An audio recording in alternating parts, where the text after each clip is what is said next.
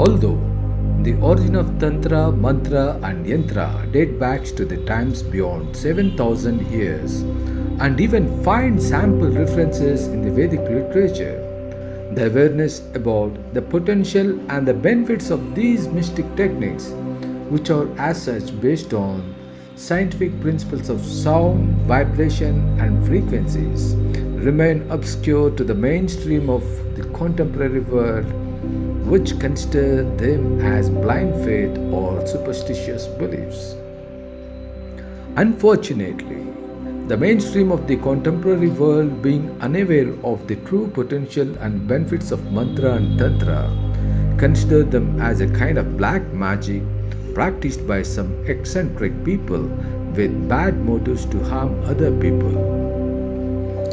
The true purpose of mantra, tantra, and yantra is to make life on earth truly a matter of joyful existence, bereft of any kind of struggle and suffering. The true origin of Tantra, Mantra, and Yantra is in the inherent desire of man to live a happy, joyful, and harmonious life. It is through profound understanding of the nature of universe and its governing principles, the art and science of Tantra, Mantra, and Yantra has evolved in the course of human evolution on earth. When practiced properly, Tantra, Mantra, and Yantra leads to both the attainment of worldly success and spiritual enlightenment. In this video, we are going to explore more on what Tantra, Mantra, and Yantra means exactly and understand how they actually work in bringing in the desired results and how these results can fulfill the spontaneous attainment of goals, both worldly and spiritual goals. What is Tantra?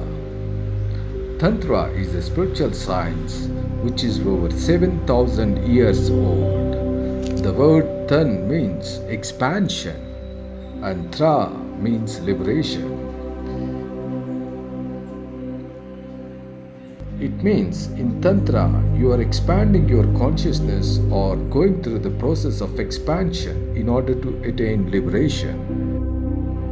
The basic assumption in Tantra is that all unit beings, like all living beings like animals, plants, fish, human beings, have consciousness which is constantly evolving from a state of crudeness to subtleness, moving towards union or being one with the infinite consciousness. This is the objective of Tantra. It is to take the unit consciousness and merge it with the infinite ones. It is that spiritual journey that we are all going through. The final ultimate objective being the amalgamation with the supreme reality.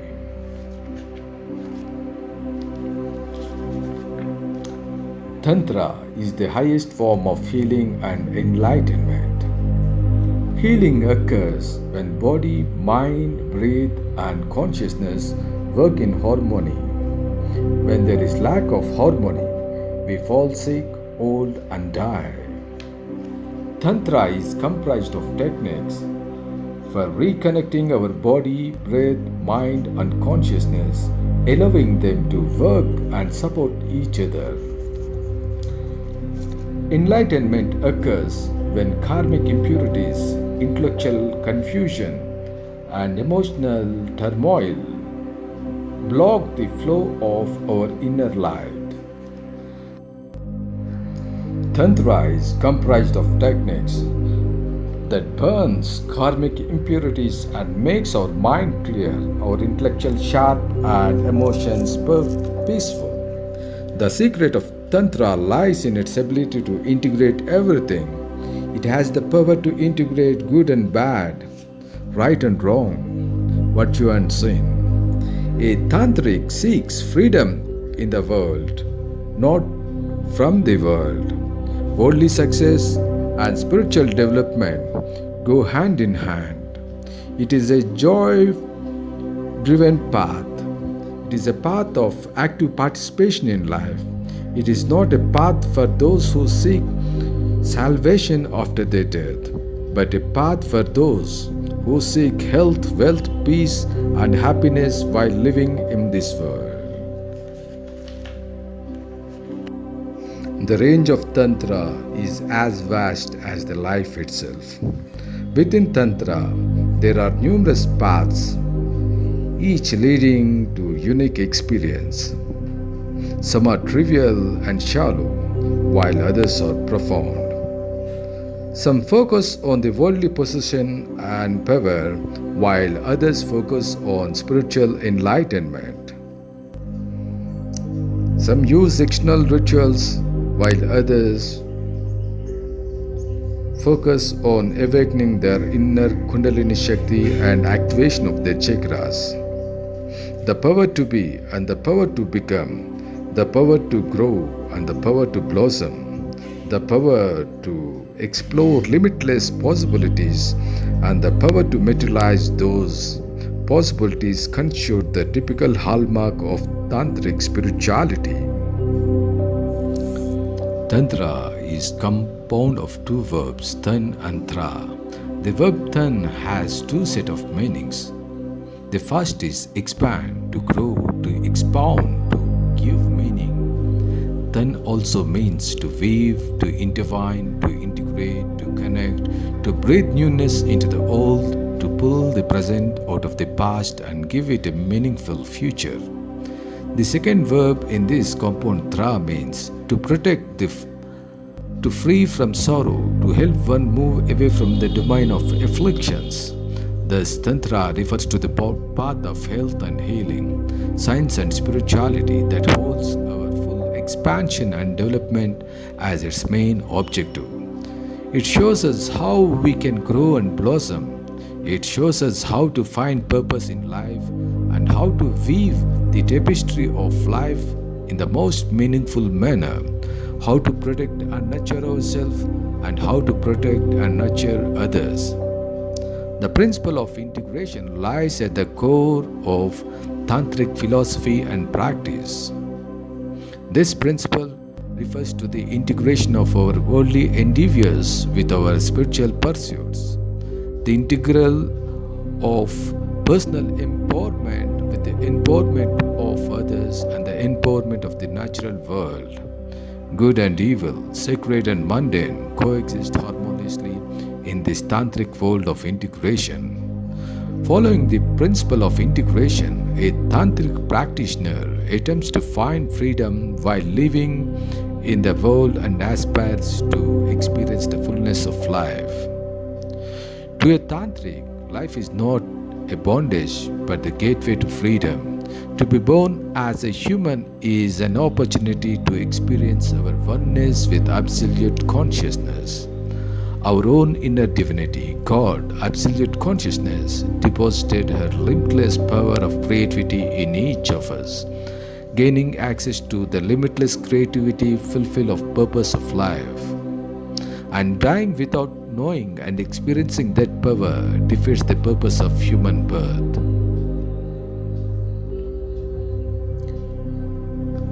A tantric begins his spiritual quest by changing his worldview and his attitude towards his own body, mind, and senses.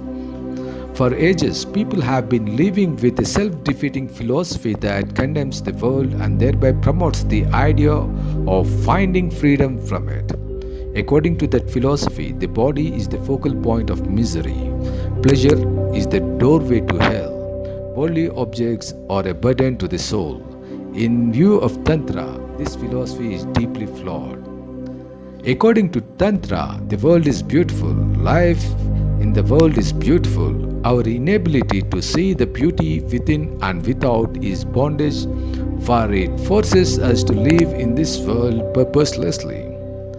The quest for freedom here and now begins with understanding the sacred nature of our body, mind, and senses. According to Tantra, the body is the living temple of divinity, the center of consciousness. The soul, Atma or Jiva, is the highest divinity within us. A vast portion of the powers, potentials, and privileges of this divinity remain dormant. This dormant power is called Kundalini Shakti. Only a fraction of its potentials are available in the awakened form.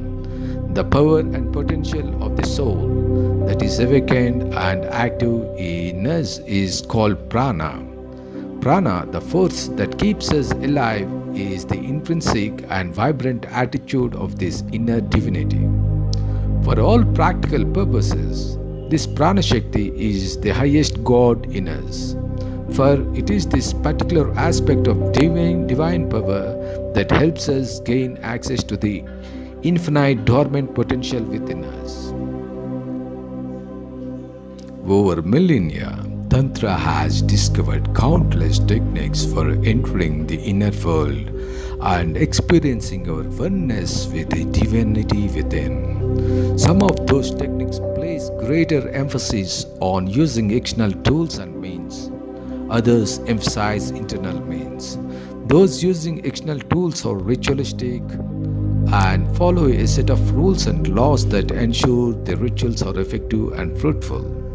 This approach is known as Kaula Tantra. Those using internal tools such as asanas, pranayamas, in conjunction with bandhas and mudras, and meditate on chakras and mandalas in conjunction with mantras and visualization of deities, follow their own unique rules and laws. This approach is known as Samaya Tantra. The tantric schools that combine these two approaches are called Mishra Tantra. However, the adepts belonging to all the paths, Kaula, Samaya, and Mishra, share a common understanding.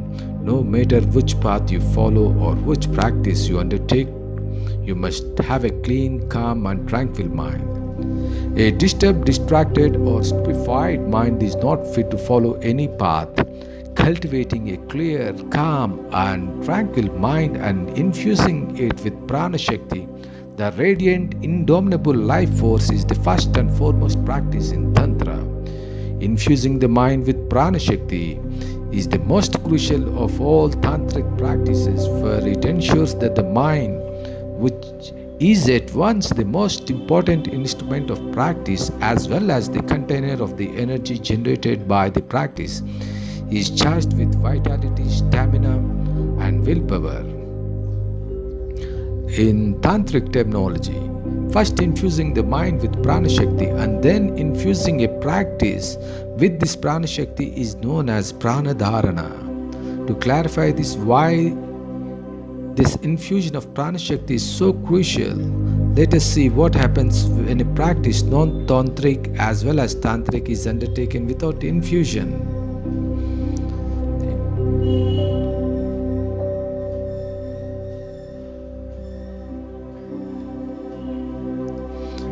In a traditional tantric practice, you directly go to the crux of the matter, infusing your mind with the living, vibrant energy of Prana Shakti. First, you unite your mind with the Prana Shakti so it is fully healed and nourished. This fully nourished mind will reclaim its pristine characteristics, clarity and insight, stability and concentration. It will reclaim its ability to receive and retain revelations. It will reclaim its power of discernment.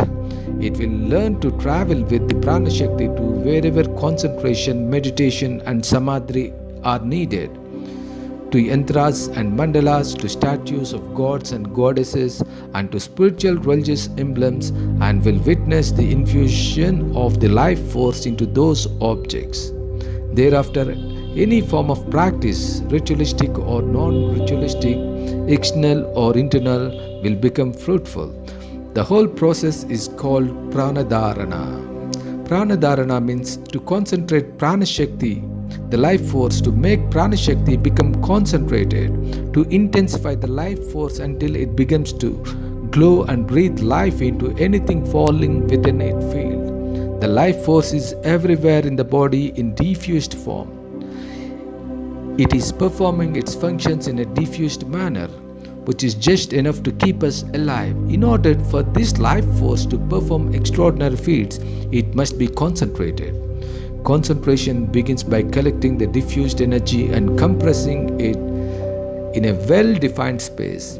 In that confined space, the energy begins to exhibit extraordinary properties which were lying dormant within it. These extraordinary properties include infusing the mind with the power to rise above disturbances, distractions, and superfections, and will become still and composed. With the unfoldment of its extraordinary properties, Prana Shakti is able to heal and nurture the body, mind, and senses.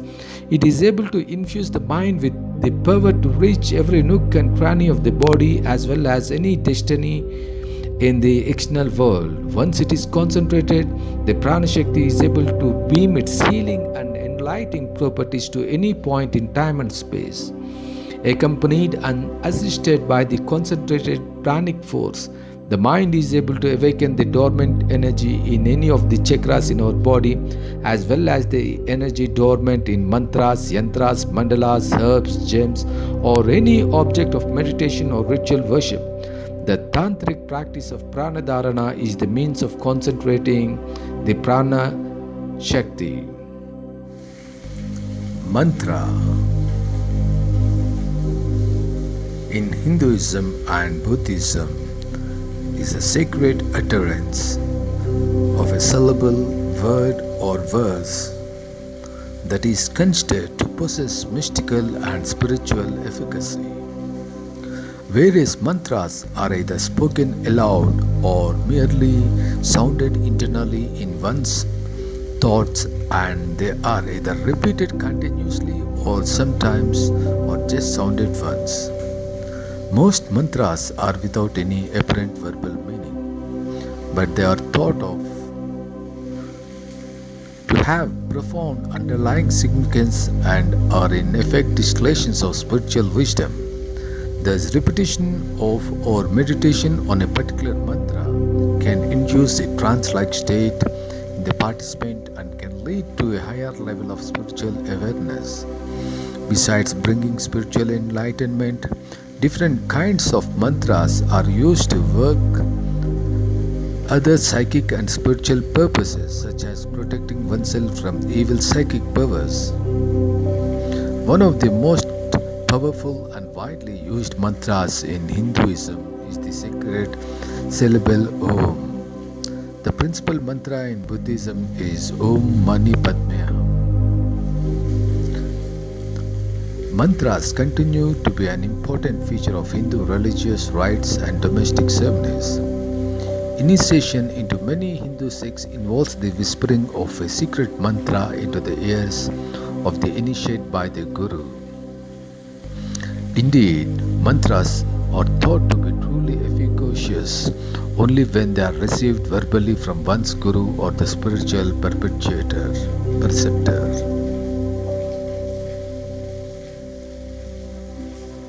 The use, structure, function, and importance of a mantra varies according to the tradition.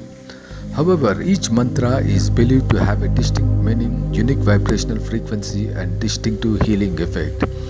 When chanting a mantra, the individual begins to vibrate within the frequency of that mantra, not only spiritually but also on a physical molecular level. When chanting mantras aloud, the vibrations and movements of the tongue stimulate some of the key glands of the endocrine system, which is responsible for governing and regulating hormones in the body. Additionally, the soothing and harmonious combination of sound, breath, and rhythm, an inevitable outcome of mantra chanting, has a profound impact on the parasympathetic nervous system, otherwise known as the rest and digest system. This in turn slows down the heart rate and triggers the body healing response.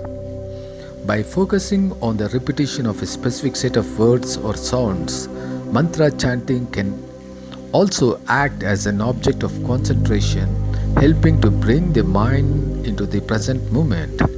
As such, mantras are commonly used to still the mind for meditation, particularly the japa meditation, much in the same way that some practitioners concentrate on the breathing. The word mantra is derived from two Sanskrit roots. Manas means the mind and Tra meaning two. As such, mantras are considered to be the tools of mind, used as a means of harnessing and focusing the mind. There are more than 7 crore mantras that are in usage. These mantras, most of these mantras are used for actually getting some benefits. So when we talk about mantra is not just having only the vibrational pattern of the syllable, but also it contains the intention behind the mantra. So when one is actually chanting a mantra, it is not only the vibrations that are emitting from his utterance of this sound, but also the mind should be focused on the intention with which the mantra is being chanted. Like for example, if you are chanting a money mantra, the focus should be on money. Means you should be able to focus more on money while you're chanting it. So if the mind is actually wavering on something while you're chanting the mantra doesn't have much effect. There are many mantras which can be used for good purpose, and there are some mantras which can be used for negative purpose. So in order to beautify your life, you need to have some kind of personal mantras which you can use to improve various walks of your life.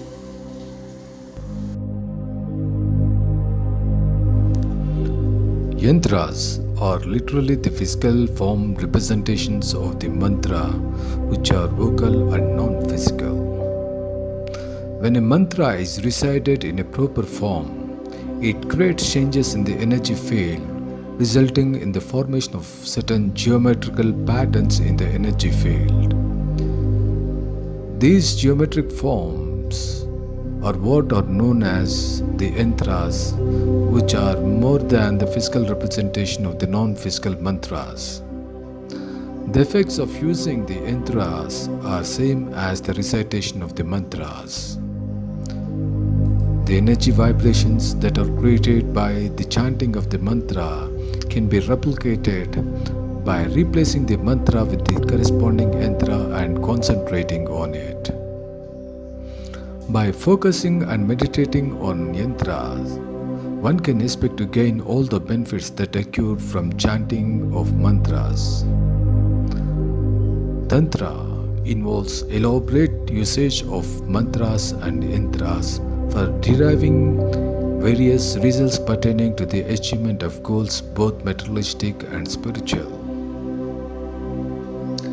Hence, learning and practicing Tantra, Mantra and Yantra empowers the practitioner to be successful in both worldly and spiritual life.